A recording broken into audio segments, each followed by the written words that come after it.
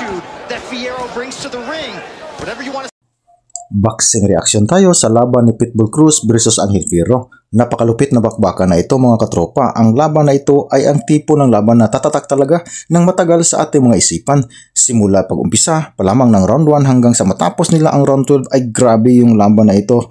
Tinanggap ni Angel Fierro ng bukas sa kanyang loob yung mga pinakamalalakas na power shots ni Pitbull Cruz, mga katropa, kaliwa at kanang mga banat. Lahat ng klase ng suntok na natutunan ni Pitbull Cruz ay naibatunan niya sa pagbumuka at sa katawan ni Angel Fierro. Subalit, nagpakita ng matinding tibay, superb yung conditioning ni Angel Fierro sa kanilang laban.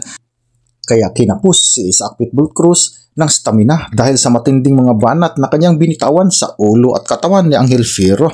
Grabe ang puso ni Pitbull, mga katropa. Kahit kinapos na sa stamina ay yung mental focus ay nandun pa rin. Hindi matatawaran ang ganitong klase ng mandirigma. At dito naman kay Angel Fierro, grabe ang pinakitang disiplina at ang tibay. Matibay sa matibay talaga, lalo na sa kanyang panga. Hindi lahat ng mga boxer ay makakatagal sa ganoong klase ng parusa na tinatanggap sa katawan at sa ulo. Pero iba itong si Angel Fierro dahil sa sobrang nag-evolve na rin siya at napaghandaan talaga ng mabuti yung laban kontra dito kay Isaac Pitbull Cruz.